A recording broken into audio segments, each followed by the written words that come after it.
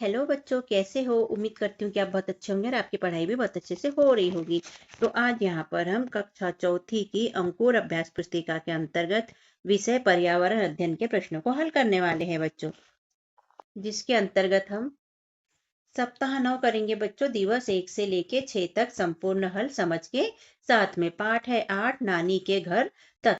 सप्ताह 9 का दिवस 1 है बच्चों। सीखने के बिंदु है परिवहन के विभिन्न साधनों और उन्हें चुनने के कारणों की समझ विकसित करना। करो के अंतर्गत अभ्यास 1 है। नीचे दिए गए वाहनों को आपने कहाँ कहाँ चलते हुए देखा है, उन स्थानों को लिखो। तो हवाई जहाज कहाँ चलता है? तो आसमान में। नाव पानी में, साइकिल सड़क पर, ऊंट गाड़ी रेगिस्तान में और बस सड़क पर चलती है। तो ये लिख लीजिएगा बच्चों। करो के अंतर्गत अभ्यास क्रमांक 2 है बच्चों। ओमना ने नानी के घर तक पहुंचने के लिए कौन कौन से परिवहन के साधनों का उपयोग किया? उन पर गोला यानी कि गोल लगाना है, घेरा लगाना है। तो कार, बस, साइकिल, ट्रेन, ऑटो रिक्शा और फेरी और हवाई जहाज में से किसका उपयोग किया था बच्चों? तो ओमना ने पहले बस का उपयोग किया था, उसके बाद में ट्रेन का उपयोग किया था, फिर ऑटो रिक्शा का और फिर फेरी मतलब नाव का उपयोग किया था। ठीक है। लिखो के अंतर्गत अभ्यास क्रमांक 3 है। रेलिंग के पास खड़े होकर ओमना ने क्या क्या देखा, लिखिए। तो हम लिख देंगे उत्तर में सूखा भूरा मैदान तथा छोटे छोटे गांव देखे। सोचो और लिखो के अंतर्गत अभ्यास क्रमांक 4 है। प्रश्न पहला है, अभी हाल ही में आपने परिवहन के किस साधन से यात्रा की, उसके अनुभव को अपने शब्दों में लिखिए। तो उत्तर में हम लिखेंगे बच्चों, जो आपने कहीं गए होंगे तो जिसका परिवहन का उपयोग किया होगा उसके बारे में आप लिखना। मैंने लिखा है, कुछ दिन पहले मैं ट्रेन से जबलपुर गया था। रास्ते में मैंने मैदान, खेत, पहाड़ और गांव देखे। आप अपना भी यहाँ पर लिख सकते हो बच्चों। प्रश्न दूसरा है, बस का सफर करते समय ओमना के परिवार को किन किन परेशानियों का सामना करना पड़ा? तो हम लिख देंगे उत्तर में, कुछ देर चलने के बाद बस में बहुत भीड़ हो गई, शोर शराबा होने लगा, 2 लोगों की सीट पर 3 लोगों को बिठाया गया, इस तरह परेशानी उठाना पड़ा उन्हें। सप्ताह 9 का दिवस 2 है बच्चों। सीखने के बिंदु है परिवहन के विभिन्न साधनों की जानकारी व उपयोग की समझ विकसित करना। चर्चा के बिंदु है पहला है, आपने किन किन वाहनों में यात्रा की है? सबसे ज्यादा आनंद किस वाहन की यात्रा में आया? आपके आसपास कौन से परिवहन के साधन उपलब्ध हैं? किस वाहन में सबसे अधिक लोग बैठ सकते हैं?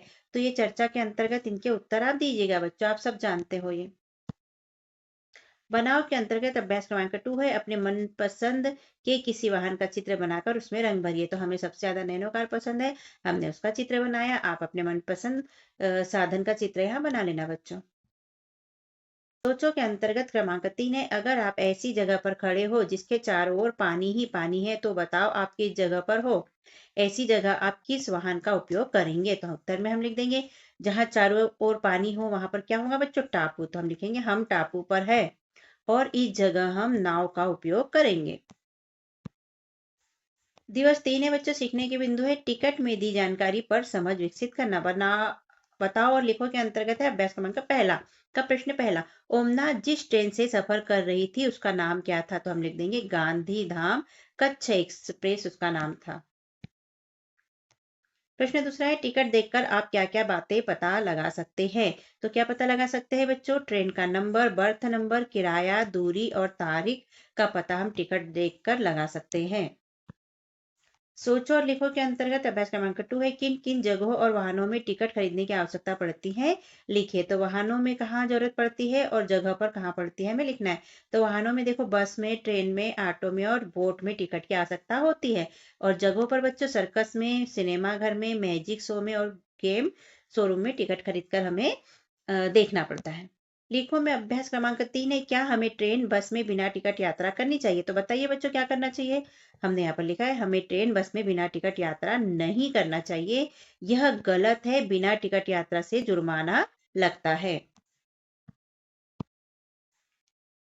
करो के अंतर्गत है, आपके अथवा आपके परिवारजन द्वारा यात्रा में उपयोग किए गए टिकटों को एकत्र कर नीचे दिए गए स्थान पर चिपकाए। तो आपके घर के कोई भी मेंबर कहीं गए होंगे बच्चों, तो उन्हें टिकट मिली होगी, या आप कहीं गए होंगे तो टिकट मिली होगी, तो उन टिकट को लेकर यहाँ पर आप चिपका देना बच्चों। ठीक है। इन टिकट से आपको क्या जानकारी मिल रही है लिखिए। तो क्या जानकारी मिलती है टिकट से बच्चों? तो गाड़ी का नंबर, यात्रा की तारीख, यात्रा का समय, यात्रा का स्थान और किराए का पता हमें टिकट के द्वारा चलता है। दिवस 4 है सीखने के बिंदु है टिकट के महत्व को समझना। करो के अंतर्गत अभ्यास क्रमांक 1 है, क्या आप उन स्टेशनों के नाम बता सकते हैं जहां से ओमना की ट्रेन गुजरी? तो हम लिख देंगे बच्चों यहाँ गांधीधाम, बड़ोदरा, सूरत, वलसाड़, भिवंडी रोड, मड़गांव, उदीसी और कोणिकोट से ओमना की ट्रेन गुजरी थी।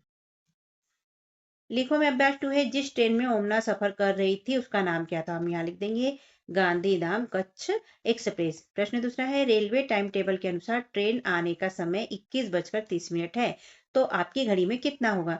तो 21:30 होता है बच्चों 9:30 शाम का, ठीक है। तो दोपहर 12 बजे के बाद एक को बोलेंगे बच्चों 13, 14, 2 को 14, 3 को 15, फिर 16, फिर 17, फिर 18, फिर 19, फिर 20, फिर 21। तो ये 9:21 पे कितना है 9, तो ये हो जाएगा 9:30।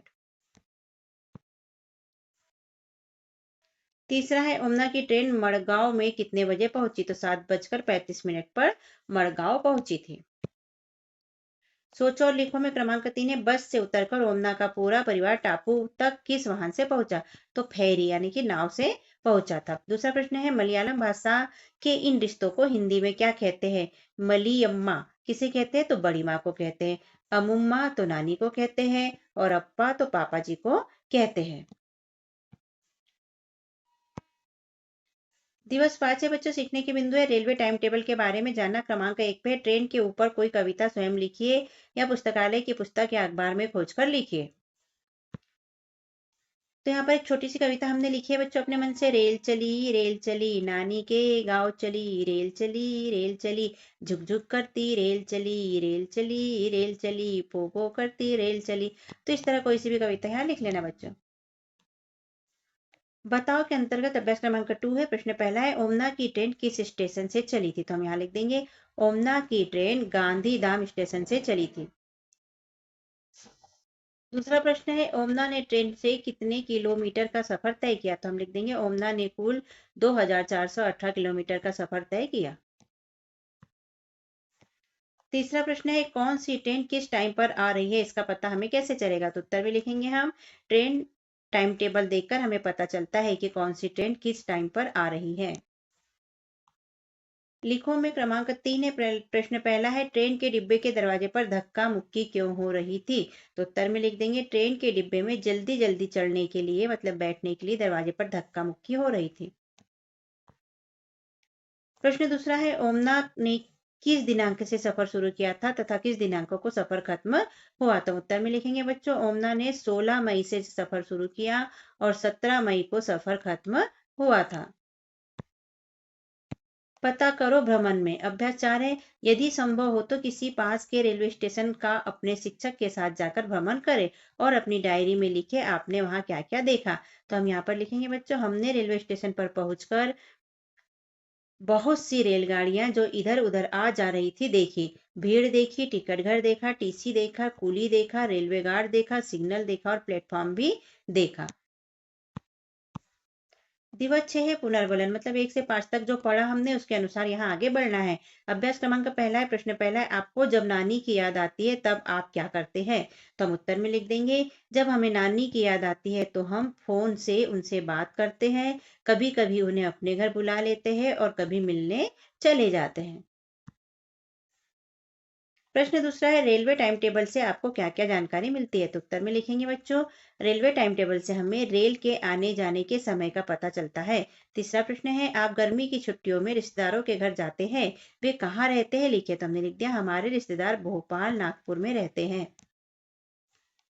तो यहाँ पर आपके रिश्तेदार जहाँ रहते होंगे, जहाँ आप छुट्टी बिताने जाते हैं वहां का लिख लेना बच्चों।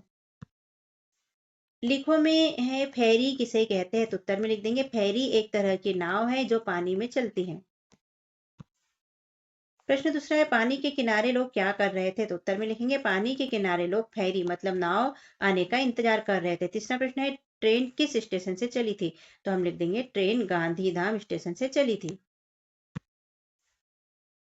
चौथा प्रश्न है, यातायात के साधन के अलावा हमें और कहाँ कहाँ टिकट लेने की आवश्यकता होती है? तो हमने लिख दिया सर्कस में, पार्क में, सिनेमा घर में, मेले में, जादू देखने के लिए व अन्य खेल देखने के लिए हमें टिकट लेने की आवश्यकता होती है। सोचो और लिखो में लिखा है प्रश्न पहला, ट्रेन में बिना टिकट यात्रा करना चाहिए या नहीं, और अगर नहीं तो क्यों? यहाँ पर लिखेंगे ट्रेन में बिना टिकट यात्रा नहीं करनी चाहिए। यह गलत काम है, अपराध है और सब इससे सजा जुर्माना भी हो सकता है। प्रश्न दूसरा है, अपनी किसी यात्रा के अनुभव को लिखिए। तो हम यहाँ पर लिख देंगे, मैं घूमने के लिए अपनी मम्मी पापा के साथ ट्रेन से गया था। ट्रेन में खिड़की के पास बैठकर बाहर का नजारा देखने में मुझे बड़ा मजा आया। तो यहाँ आप अपने सफर के बारे में भी लिख सकते हो बच्चों।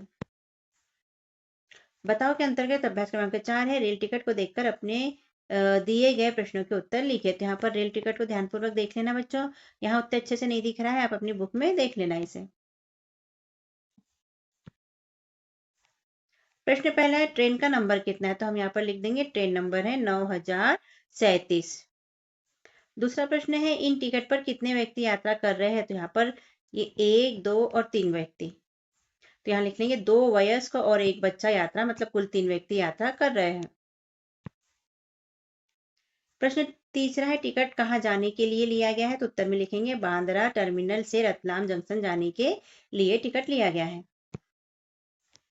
पता करो में अभ्यास 5 है, अपनी किसी यात्रा का वर्णन करिए, यात्रा के दिनांक डालिए, उपयोग किए वाहन डालिए, कुल किराया कितना लगा वो डाल दीजिए, कहाँ से कहाँ तक की यात्रा की वो लिखना है, रास्ते में कौन कौन से शहर या गांव पड़े उसका नाम लिखना है, यात्रा कितने दिनों की थी लिखना है, यात्रा पर किसके साथ गए थे ये लिखना है, और टिकट कहाँ से लिया था ये यहाँ पर लिखना है। हमने अपनी यात्रा का लिखा है, जैसे कि 1/1/2020 ट्रेन से, बस से और घोड़ा गाड़ी से गए थे हम, 1500 रुपये लगे थे हमें। भोपाल से नागपुर गए थे हम, बीच में होशंगाबाद, इटारसी और बैतूल पड़ा था बच्चों। एक दिन की यात्रा थी ये। किसके साथ गए थे? तो मम्मी पापा के साथ गए थे। और टिकट कहाँ से ली थी? तो भोपाल से टिकट ली थी। तो यहाँ पर हमारा सप्ताह 9 के प्रश्नोत्तर होते हैं बच्चों कंप्लीट, और 10वें सप्ताह में मिलेंगे अगले वीडियो में। तो कैसा लगता है हमारा समझाना, लिखवाना, पढ़ाना? तो अच्छा लगता है तो चैनल को सब्सक्राइब कीजिए, यदि कर दिया है तो उसके लिए धन्यवाद बच्चों। वीडियो को लाइक, शेयर व कमेंट भी कीजिए। मिलते हैं अगले वीडियो में, तब तक के लिए बाय बाय बच्चों। हमने अपने चैनल पर कक्षा चौथी के अंकुर अभ्यास पुस्तिका के सभी विषय के वीडियो बनाकर अपलोड किए हैं, जो आप हमारे चैनल पे जाके सब्सक्राइब करके देख सकते हैं। और कक्षा 5वीं की भी सारे विषय की 8 ग्रेड अभ्यास पुस्तिका के प्रश्नों को हमने हल करके यहाँ पर अपने चैनल पे अपलोड किए हैं, जिन्हें आप बच्चों चैनल पे सब्सक्राइब करके देख सकते हैं। तो आप हमारे चैनल को सब्सक्राइब कीजिए बच्चों, और वीडियो को लाइक कीजिए, शेयर कीजिए, जिससे कि हमें मोटिवेशन मिलते रहे और हम और वीडियो अपलोड कर सके। Okay, thank you. फिर मिलते हैं अगले वीडियो में। Bye bye.